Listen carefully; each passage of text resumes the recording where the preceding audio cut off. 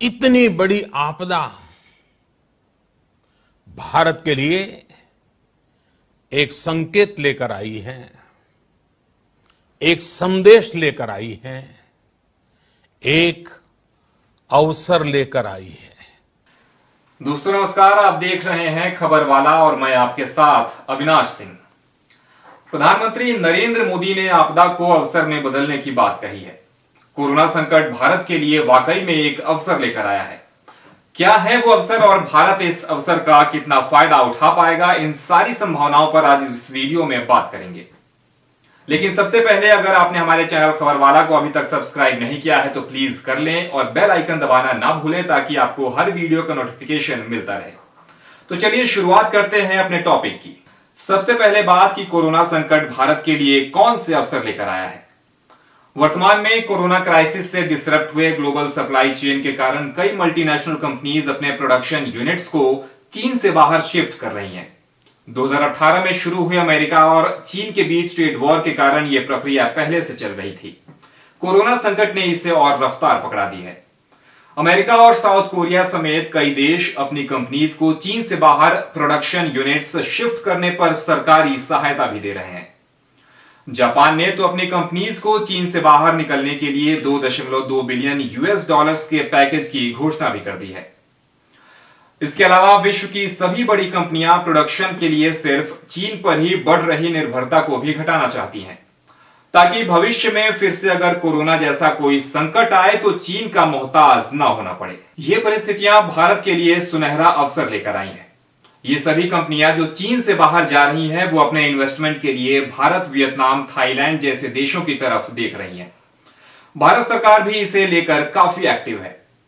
पिछले दिनों खबर आई थी कि मोदी सरकार ने 1000 अमेरिकी कंपनियों को अप्रोच किया है ताकि ये कंपनियां भारत में इन्वेस्ट करें। अमेरिका के secretary of state Mike Pompeo ने अप्रैल में दिए एक बयान में भी कहा था कि अमेरिका भारत समेत अपने अन्य दोस्तों के साथ मिलकर ग्लोबल सप्लाई चेन को रिस्ट्रक्चर करने पर चर्चा कर रहा है। फिलहाल चीन वैश्विक स्तर पर सप्लाई चेन का मठाधीश बना बैठा है।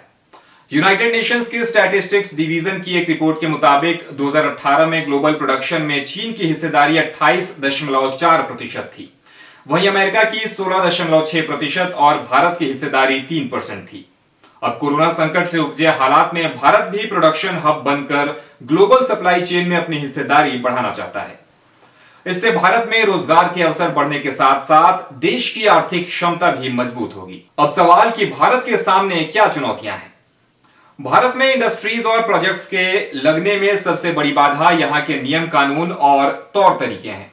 जटिल भूमि अधिग्रहण कानून, labour laws, complex tax system, physical और सोशल इंफ्रास्ट्रक्चर की कमी, इंडस्ट्रीज लगाने के लिए बहुत ज्यादा अप्रूवल्स की जरूरत और प्रोजेक्ट्स के खिलाफ लोगों के विरोध प्रदर्शन जैसी दिक्कतों के कारण यहां कंपनीज आने से बचती हैं।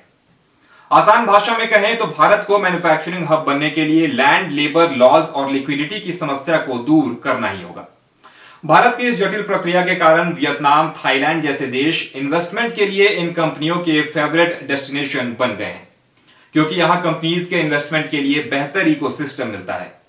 यूनिवर्सिटी ऑफ शिकागो के एसोसिएट प्रोफेसर पॉल स्टैनीलैंड ने कहा कि इन्वेस्टमेंट अट्रैक्ट करने के मामले में भारत को साउथ ईस्ट एशियन देशों से टफ कंपटीशन मिल रहा है। इसके लिए भारत को इंफ्रास्ट्रक्चर और गवर्नेंस में सीरियस इन्वेस्टमेंट करने की जरूरत है। इन चुनौतियों के अलावा भारत के सामने एक और बड़ी चुनौती है जिसमें भारत कुछ नहीं कर सकता, और वो ये कि क्या चीन इन कंपनीज को अपने यहां से शिफ्ट होने देगा। दरअसल 1970 के दशक में आर्किटेक्ट ऑफ मॉडर्न चाइना कहे जाने वाले डेंग जियाओपिंग द्वारा किए गए मार्केट इकोनॉमी रिफॉर्म्स के कारण ही आज चीन इतना बड़ा आर्थिक शक्ति बन पाया है। पिछले 2 से 3 दशकों में हासिल किया हुआ यह दर्जा चीन ऐसे ही जाने नहीं देगा।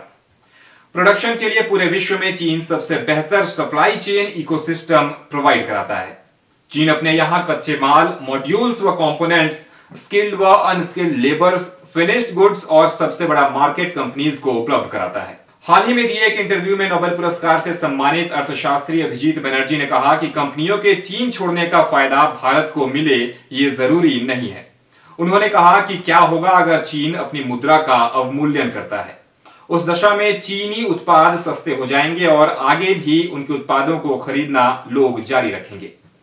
बहरहाल ये बातें आने वाले समय में साफ हो जाएंगी। आप इस मुद्दे को लेकर क्या राय रखते हैं हमें कमेंट सेक्शन में जरूर बताएं और हमारे इस वीडियो को लाइक करें, शेयर करें और हमारे चैनल खबरवाला को सब्सक्राइब भी कर लें।